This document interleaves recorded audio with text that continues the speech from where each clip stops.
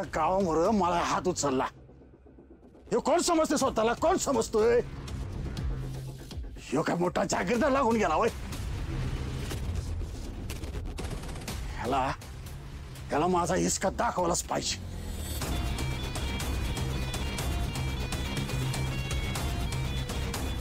ए पोरांनो, अरे पोरांनो, इकडे अरे या की लवकर. का मामा काय झालं? अयो अर मामा, अरे गाल सुजलाय की तुझा. लयच खाऊन बसली वाटतं. हा ना, त्या जामकरनी जरा जास्तच ताकद लावल्यासारखं वाटतंय. जामकरनं असली ताकद लावली की मामाचा गालच फुगलाय. मामा पण त्या जामकरनं तुला मारायला नव्हतं पाहिजे खरं. ए अरे तुम्हाला का माझ्या जखमीवर मीठ सोळा बोलवलं वय रे? मग कशाला बोलवलंय?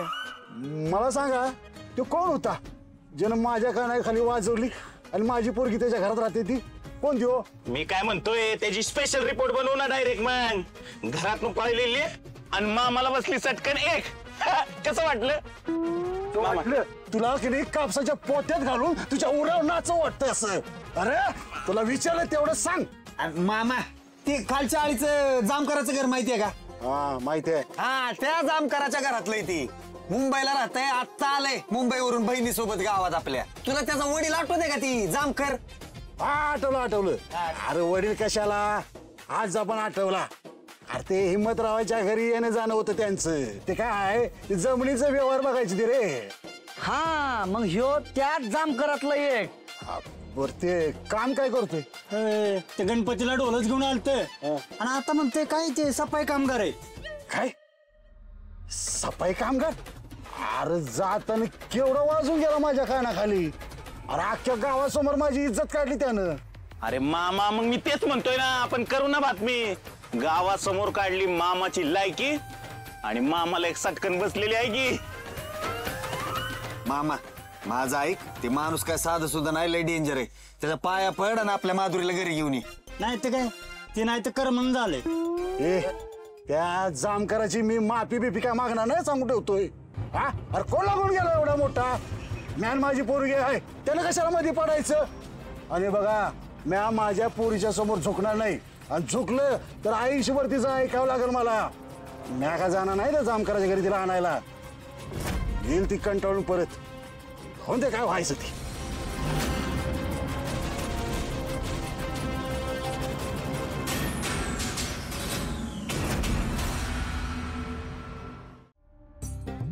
मामा लय चिडचिड करू नको. हा वॉइस प्रेमानं बोल जरा. काय आम्ही कसं माधुरी संघ बोलतो तसं.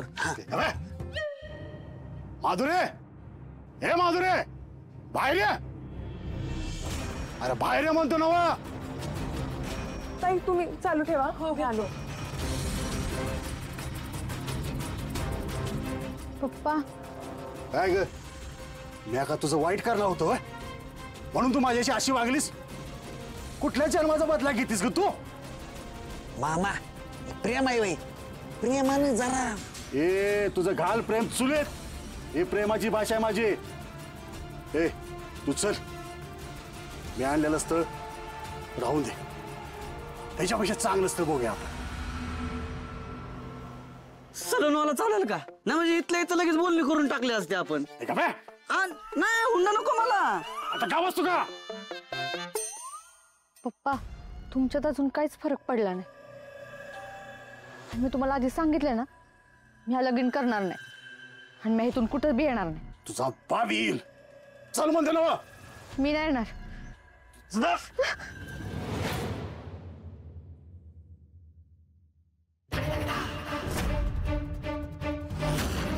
हात लावायचा नाही.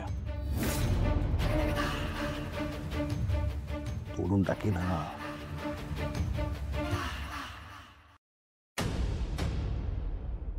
तिला घेऊन जायचं ना, घेऊन जा. पण माझी एक अट आहे. कसली अट?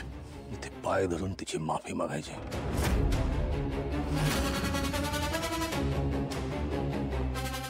मी का माफी मागू तिची? हा तिला जन्माला मी घातले का तिने मला घातले? आणि तुझं काय करू रे? तू बाजूला हो, नाहीतर पोलीस स्टेशन जाईन मी. 4 खून केलेत मी. 4 खून.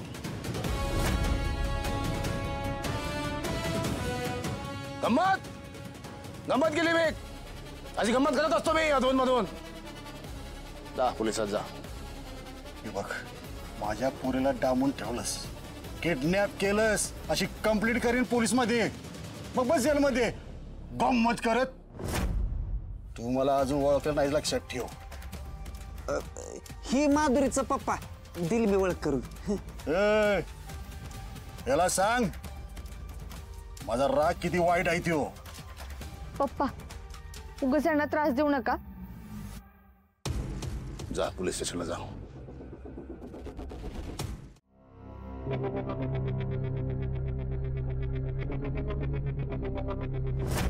इतका वेळ का लागतोय मामाला माधुरीला परत आणायला? काय झालं असेल नक्की? स्वतःला काय हुकुमशाही समजतो काय?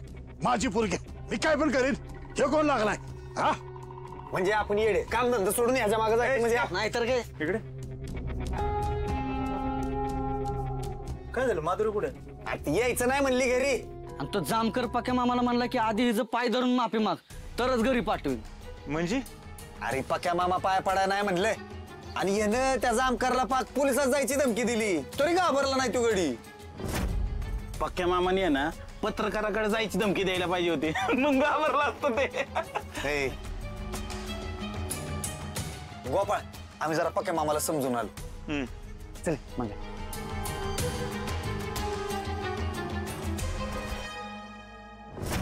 त्या जामकरला